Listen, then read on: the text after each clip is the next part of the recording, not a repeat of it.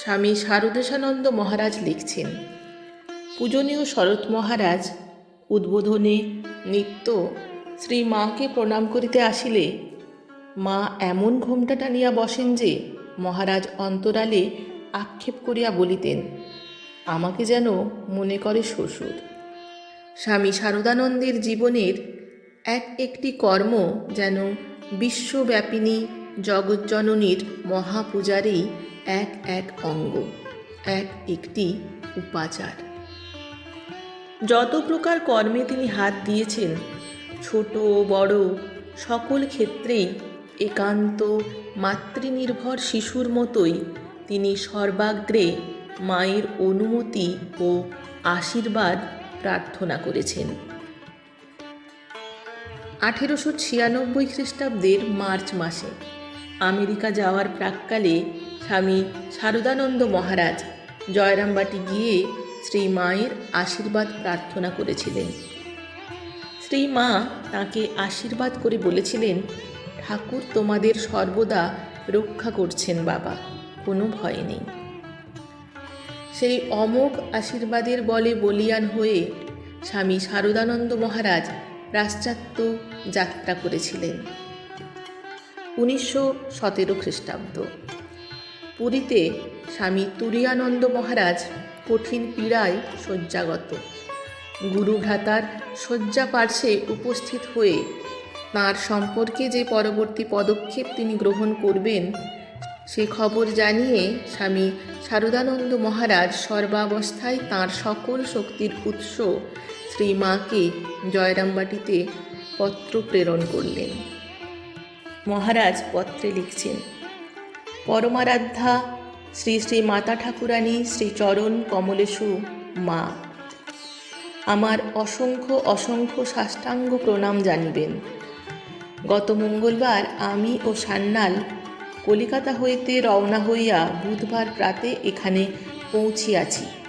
এখানে আসিবার কারণ হরি মহারাজের কঠিন পীড়া, তাহা আসিবার পূর্বে আপনাকে পত্র দ্বারা জানাইয়াছি। আশা করি সেই পত্র পাইয়াছেন। উহা দেশরার ডাকে দিয়াছিলাম।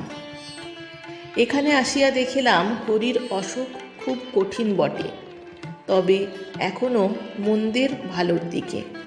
ডাক্তাররা বলিতেছেন, যদি কোনো উপসর্গ উপস্থিত না হয় তাহা হইলে 10-12 দিন বাদে তাহাকে কলিকাতায় কোনোরূপে লইয়া যাওয়া চলিবে।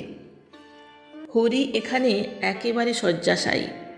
তাহার বাঁ হাত পায়ে ও ডান পায়ে 3 জায়গায় কাটিয়া পুঁজ বাহির করিয়া দিতে হইয়াছে। সেজন্য পাশ ফিরিয়া শোইবার পর্যন্ত সাধ্য নাই। দিবারাত্র চিত হইয়া শুইয়া থাকিতে হইয়াছে। শ্রী শ্রী ঠাকুর তাহাকে কৃপা করিয়া অদ্ভুত সহ্যগুণ দিয়াছেন, তাই সে আপনাদের উপর নির্ভর করিয়া স্থির হইয়া পড়িয়া আছে ও আনন্দের সহিত কথাবার্তা গল্প গান করিয়া কাটাইতেছে। আশীর্বাদ করিবেন তাহাকে, অর্থাৎ স্বামী তুরীয়ানন্দ মহারাজকে, যেন এ যাত্রা আরোগ্য করিয়া শীঘ্র কলিকাতায় লইয়া যাইতে পারি। হরির অসংখ্য সাষ্টাঙ্গ প্রণাম জানিবেন। শ্রীযুক্ত রাখাল মহারাজ ভালো আছেন। হরির অসুখের দরুন বিশেষ ভাবিত ও ভীত হইয়াছিলেন। আমরা আশায় ও ডাক্তারেরা একটু ভালো বলায় ভয় একটু কমিয়াছে। আপনাকে অসংখ্য প্রণাম জানাইতেছেন শ্রী চরণাশ্রিত সন্তান শ্রী শরৎ। উৎসবে আনন্দে অথবা দুঃখে বিপদে মা শারদায় শারদানন্দের গতি, সকল গতির শেষ গতি। শারদানন্দ মহারাজ মাকে পত্র লিখে আশীর্বাদ প্রার্থনা করছেন। মঠে প্রতিমা আনিয়া পূজা হইতেছে, আশীর্বাদ করিবেন সুসম্পন্ন হয়। আবার কোথায় দুর্ভিক্ষ মহামারী মানুষের দুঃখে ব্যথিত শারদানন্দ মহারাজ, সেখানেও মায়েরই করুণা প্রার্থী।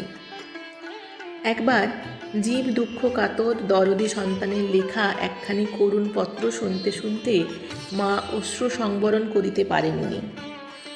শারদানন্দ মহারাজ তাঁর কাছে কাতর প্রার্থনা নিবেদন করেছিলেন, যাতে তাঁর দয়ায় মানুষের দুঃখ কষ্টের লাঘব ও অবসান হয়।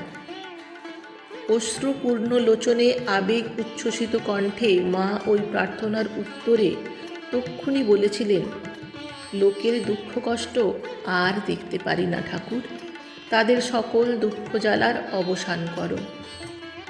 তাঁর জীবনের সর্বশ্রেষ্ঠ কীর্তি লীলা প্রসলঙ্গ রচনার ক্ষেত্রেও দেখা যায় যে অন্তরে অন্তরে তিনি দৃঢ়ভাবে বিশ্বাস করতেন ঠাকুরের এই তদানীন্তন প্রকট মূর্তি শ্রীমায়ের আশীর্বাদ তাঁর ওই গ্রন্থ সৃজনের প্রত্যক্ষ প্রেরণা ও উৎস।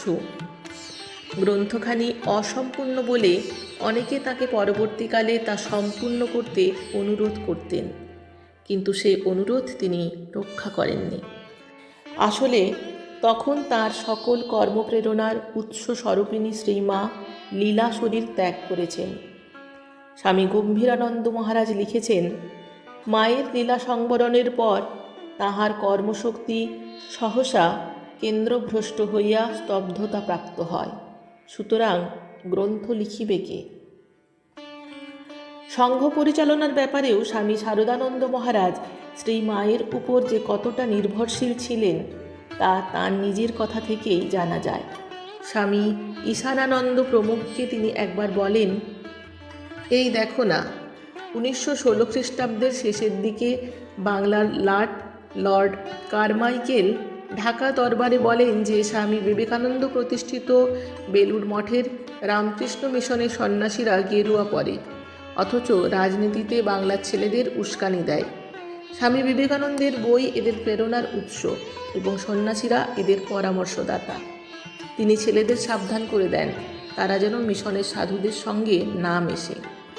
মঠ মিশনের প্রতি এইরূপ কটাক্ষ করায় রামকৃষ্ণ মিশনের হিতৈষী বাংলার জনসাধারণ ও ভক্তেরা খুবই বিচলিত ও মর্মাহত হয়ে পড়েন। সমাধানের জন্য অনেকে আমাদের পরামর্শ দিতে থাকেন যে মঠের যেসব সন্ন্যাসীরা পূর্বে রাজনীতির সাথে যুক্ত ছিল তাদের আলাদা করে দেওয়া হোক।